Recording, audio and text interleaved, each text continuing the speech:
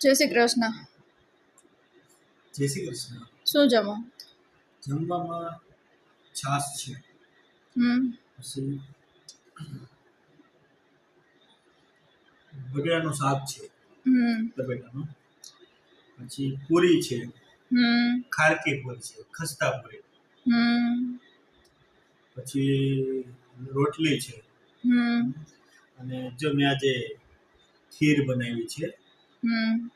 અમારા ગામમાં દૂધ પાક પણ કહેવામાં આવે છે.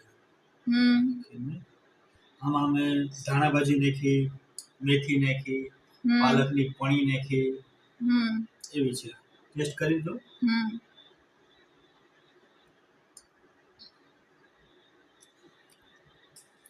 હા પાલક, હા મસ્ત બની.